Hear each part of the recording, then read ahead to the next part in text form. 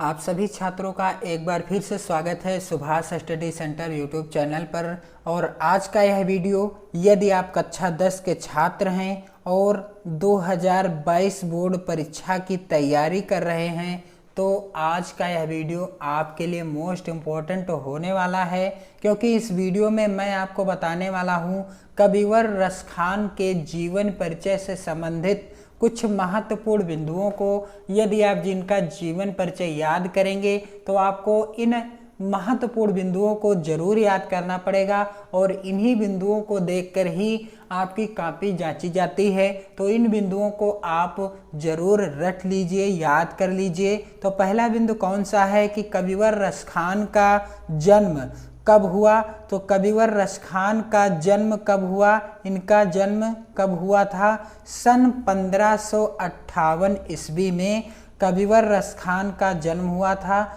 कब हुआ था? 1558 ईस्वी में हुआ था कविवर रसखान का जन्म। और दूसरा बिंदु क्या है? दूसरा बिंदु आपको याद रखना है कि रसखान का जन्म कहाँ हुआ था।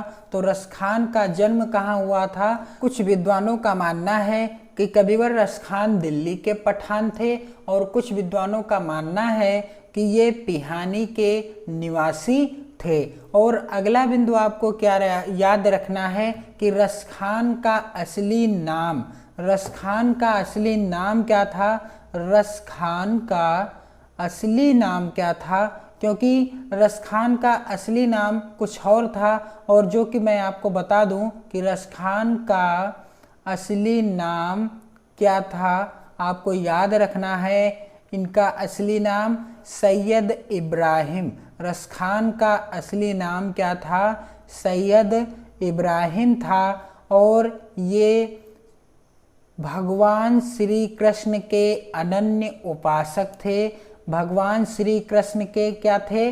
अनन्य उपासक थे। तो आपने जाना कि कविवर रसखान का जन्म सन 1558 ईस्वी में पिहानी में हुआ था, और कुछ विद्वानों का मानना है कि दिल्ली के पठान थे। और रसखान का असली नाम क्या था? सैयद इब्राहिम था। रसखान का असली नाम सैयद इब्राहिम था। और इनके गुरु कौन थे? रसखान के गुरु का नाम क्या था? तो रसखान के गुरु का नाम आपको मैं बता दूं, गोसाई भिट्ठलनाथ। गोसाई भिट्ठलनाथ रसखान के गुरु थे।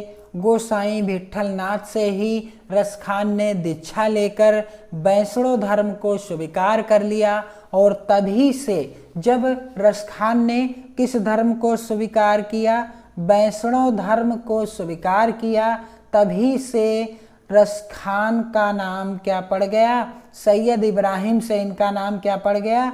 रसखान पड़ गया। जब इन्होंने वैष्णव धर्म को स्वीकार कर लिया तभी से सैयद इब्राहिम, जो कि इनका असली नाम था, इस नाम से इनका नाम परिवर्तित होकर के क्या पड़ गया? रसखान पड़ गया। तो आपको यह भी ध्यान रखना है। और आपको अंतिम बिंदु क्या ध्यान रखना है कि रसखान की मृत्यु कब हुई? रसखान की मृत्यु कब हुई? तो रसखान की मृत्यु सन 1618 ईस्वी में हुई। जन्म कब हुआ रसखान जी का? रसखान जी का जन्म 1558 ईस्वी में हुआ। और मृत्यु कब हुई? सन 1618 ईस्वी में हुई। जब आप कई पुस्तकों से इनका जीवन परिचय पढ़ेंगे तो हर पुस्तक में अलग अलग तरीके से जीवन परिचय होगा और शब्दों में कुछ बदलाव भी होगा, लेकिन आपको रसखान का जन्म और जन्म स्थान तथा इनका असली नाम और इनकी मृत्यु एक ही लिखी होगी, क्योंकि ये सन सभी में सही ही होता है। तो आप किसी भी पुस्तक से जीवन परिचय याद करें, इन बिंदुओं को आप जरूर रट लीजिएगा। और अगला बिंदु क्या है कि रसखान की रचनाएं, और आपको रचनाएं भी तो याद करनी हैं। तो इनकी रचनाएं कौन कौन सी हैं? तो रसखान की रचना है प्रेम वाटिका। प्रेम वाटिका रसखान जी की रचना है। और दूसरी रचना क्या है? और इसमें कुल कितने दोहे हैं प्रेम वाटिका में? 25 दोहे हैं, यदि आपको लिखना हो तो लिख सकते हैं। और दूसरी रचना कौन सी है? दूसरी रचना है सुजान रसखान। सुजान रसखान जी की दूसरी रचना है और इसमें 139 छंद हैं। कितने छंद हैं? 139 छंद हैं और इसमें क्या हैं? 25 दोहे हैं। प्रेम वाटिका जो कि इनकी रचना है। तो इस वीडियो को आप अधिक से अधिक मित्रों में शेयर कीजिए और यदि आप रसखान जी का संपूर्ण जीवन परिचय से संबंधित वीडियो देखना चाहते हैं तो आप वीडियो के डिस्क्रिप्शन बॉक्स में दी गई लिंक्स पर जाकर क्लिक कीजिए और रसखान का जीवन परिचय सबसे आसान शब्दों में देखकर उसे तैयार कर लीजिए, क्योंकि यह जीवन परिचय आपकी परीक्षा के लिए महत्वपूर्ण स्थान रखता है। तो मैं आपको मिलता हूं किसी नेक्स्ट वीडियो में, तब तक के लिए जय हिंद।